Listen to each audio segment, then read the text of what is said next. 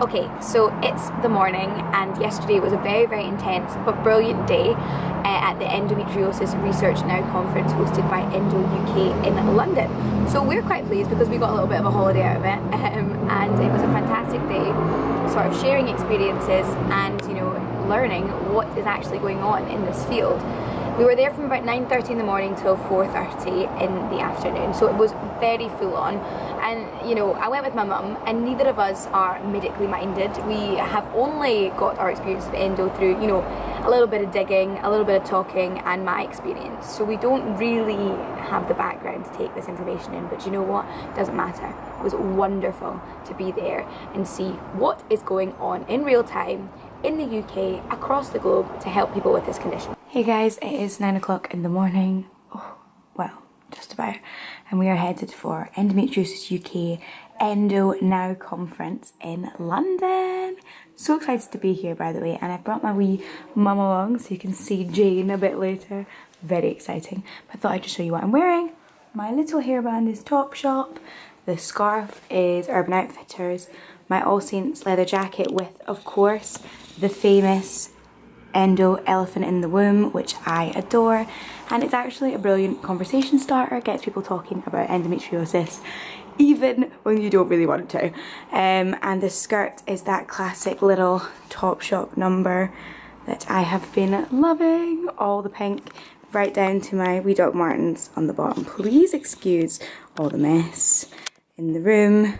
We try to be neat. So today we are going to a couple of different conferences.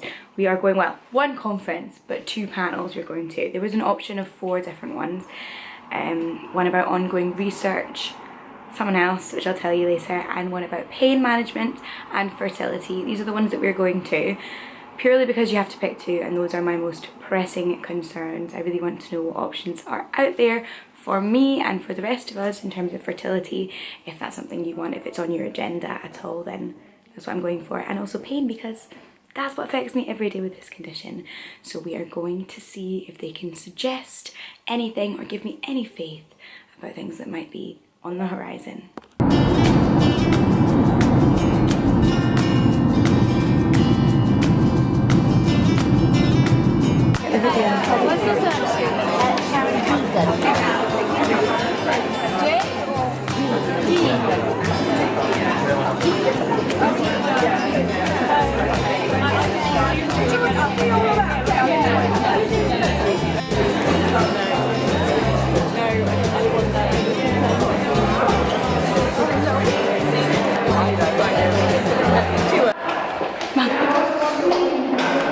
Did you enjoy the fertility talk? It was amazing, absolutely amazing.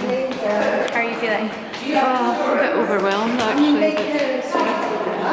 Just gonna get some tests, I think. We are off to the pain. What are we calling this? Lecture. It feels like I'm at uni. Pain seminar. Lovely. Pain Mum will be taking workshop. notes. Pain I workshop. hope no pain is actually Involved. yeah. Research generally.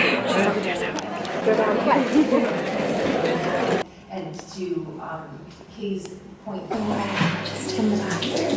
And I have just finished the talk on pain with Katy doctor, and she was absolutely amazing. And it was like, just dry my hands. It was amazing. It's just so full on, and you just said so many people in this room are suffering. You're here, and it's wonderful that we're able to come here and learn about what's going on, what trials are in place, and share our experiences. But you just think, you become quite desensitized to your own story, and you sort of think, oh, it's not that bad, like, I've got through it. That same psychology that stops us speaking out in the first place. And I was telling my story to one of the lovely ladies that I met, and she started crying, and you just think, oh God, yeah, it is really bad, and we are in this together, and these things are really raw. And we're talking about fertility. I mean, this is like people's dreams, this is people's, you know, for some people this is just the most monumentous thing, you know, in their lifetime, myself included. And thank goodness for days like this where we can come together and share in our experiences and actually, you know, see what breakthroughs are being made and put our heads together and really come up with something. So I already know some practical things that I'm going to be doing when I get home. some blood tests and the like to try and crack this thing. This morning we are debriefing following a pretty intense day at the Endo Research Now conference.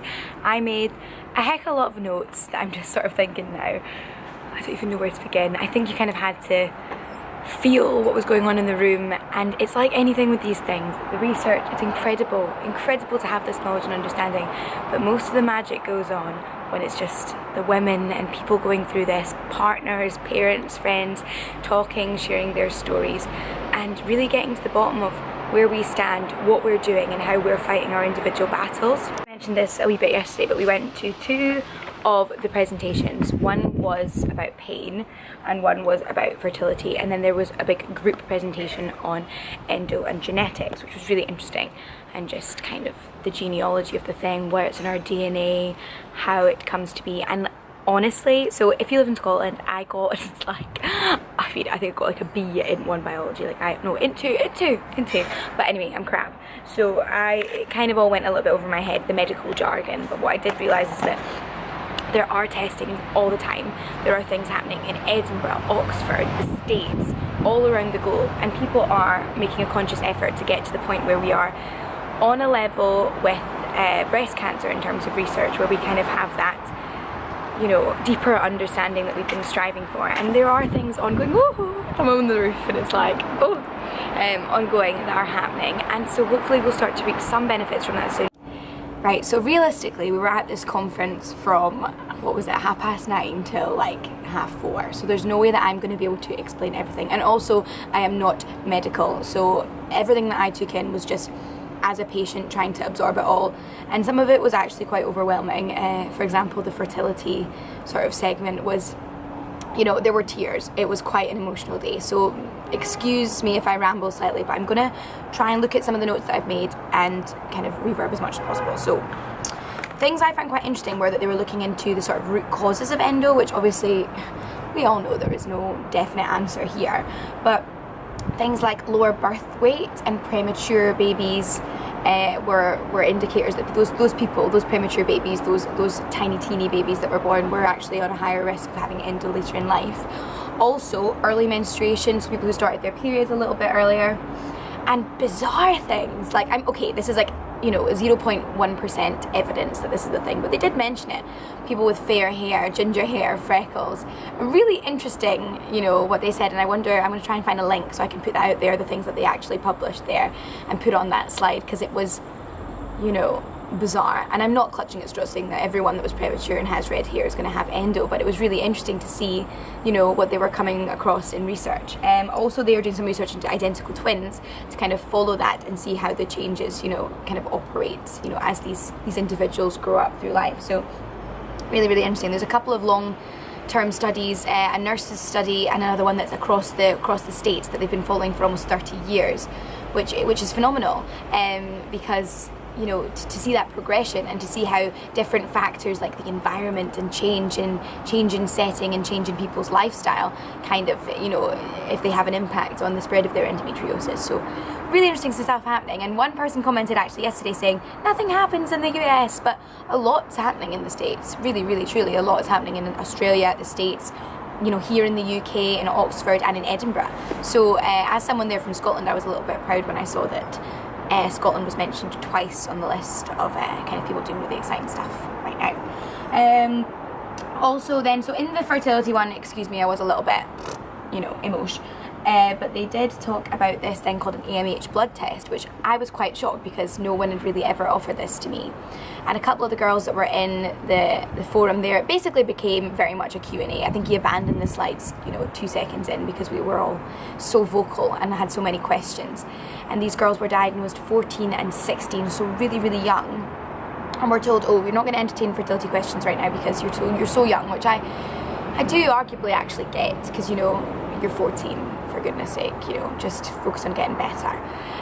But then I was diagnosed at 22, and fertility has still not really been anything that we've massively discussed. It's been kind of on the cusp of conversation. We've never really had any answers regarding my long-term fertility and whether that's a viable thing for me. So this was really valuable discussion that we had. So this AMH blood test kind of checks your egg reserves. and you have to pay for it privately, certainly in the NHS in the UK, but it's something that I'm really going to look into because I just want to be as informed as possible. So if that's something that interests you, look into it. AMH. And also we talked about chronic pain management. So we're looking at the way the brain, hippocampus, no scientists here, I don't know what I'm saying, kind of processes pain, and how the pain in the pelvis, so pain associated with endo, is more difficult to pinpoint than, for example, pricking your finger, which we know this, we don't know, we know we're sore when we go to the loo, we know when we're sore when we have our period, but we don't know what's causing that pain. So it was really interesting to see the advances that they're making there, and the type of drugs that they would prescribe, which were actually, not licensed for endo, but there's different pain drugs that we're sort of pushing forward, hoping that we'll get licensed for patients presenting with chronic pelvic pain. So that was awesome as well. And that lady, Katy Vincent, she was fantastic. Katy sort of implied that maybe we shouldn't just be having cutting away excision surgery as the gold standard for endometriosis treatment because of the extended trauma that can cause. She said, we can't say the right thing for every woman. We need to look at more conservative methods. And because every time you cut away, you get adhesions, you get internal trauma. We know all this, and we could be creating a real mess for ourselves. And we've been told that's the gold standard, and that removes endo, so of course we're going to do it. But maybe there are other approaches that could be more, specific to each individual and really have that tailored care approach. But I mean, I know myself, in the wait between a simple scan and an MRI, or an MRI and an operation, I'm waiting months, and things have drastically changed. I think that to have that approach, we'd have to revolutionise the entire way endometriosis is treated, and we'd have to really have just more care. I mean, what can you say? And it's just not what's happening at the minute. But it was really optimistic, and I hope that can happen at some point in my lifetime, in our lifetime. That would be great. So the stat, 176 million women worldwide affected by this condition. Well, they kind of hinted at the end there that there was, they didn't hint, they flat out told us that 190 million women, people with endometriosis is the stat. 190 million worldwide people suffering with this condition. That's absolutely bananas, and that's not even the half of it. I bet you there's more, because in order for someone to be diagnosed with this, they have to address the issue. We have to come forward, we have to speak out, we have to make some noise, cause a scene, and not be branded hysterical and told to stay home and just get used to it and get over it. So there could be so many more, and we need to start making that noise now, so that the rest of us, all of us together, can achieve the standard of care that we so badly need and so rightly deserve.